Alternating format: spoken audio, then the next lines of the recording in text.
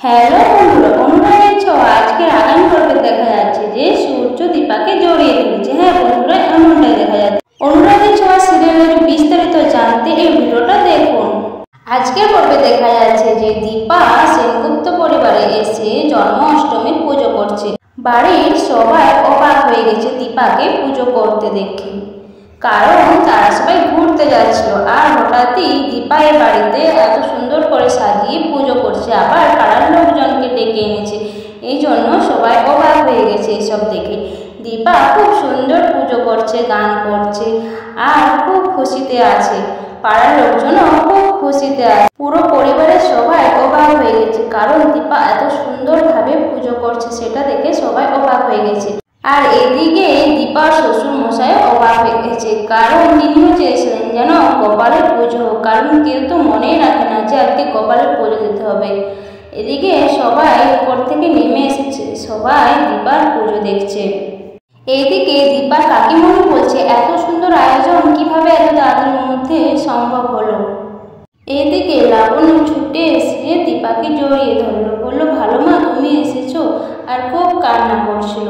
দীপা বলছে এই তো লাবণ্য, কান্না করো না, আমি তো চলে এসেছি, তোমার ভালো মা তোমার কাছে আছে, একদম ভয় পেও না, আমি তো সব সময় আছি। আর এদিকে রুটি কুন্তলাকে ফোন করছে, বলছে মা তাড়াতাড়ি এসো, কারণ দীপাকে বিশ্বাস নেই, আমার চুল খুলে দিতে পারে আবার।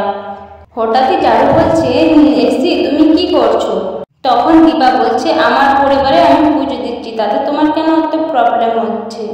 আর এদিকে লাবণ্যকে খুব বকছে উর্মি, কারণ লাবণ্য সবসময় ভালো মা করছে বলে উর্মি সবসময় বকছে। আর লাবণ্য সব সময় ভয় পেয়ে আছে, কারণ রুডি তো এখানেই আছে, যদি কোনো ক্ষতি করে দেয় এই জন্য সবসময় ভয় পেয়ে আছে। আর পাড়ার একজন মহিলা বলল সত্যি দীপা যদি না এত সুন্দর অনুষ্ঠানটা না করতো তাহলে হয়তো এবছরে জন্মাষ্টমী পুজোয় দেওয়া হতো না। আর এদিকে উর্মি বলছে আমরা এত সুন্দর সেজে গুজে আমরা ডিনার করতে যাচ্ছিলাম, আর সে সময় তুই পুজো দিতে চলে এলি।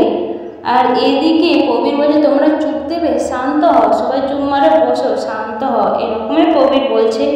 আর এদিকে দীপা চারুকে বলছে চারু তুমি কেন এরকম করছো, আমার সুন্দর সংসারটা কেন তুমি ভাঙতে এসেছো, তোমার ব্যাপারটা কি? রুডি এখানে চুপচাপ দাঁড়িয়েছে। রুডি বলছে শাশুমা কি এমনই চাল দিয়েছে, এত পাড়ার লোকজন এসেছে, কিছু তো একটা ঘটকা আছে, এটা আমাকে জানতেই হবে।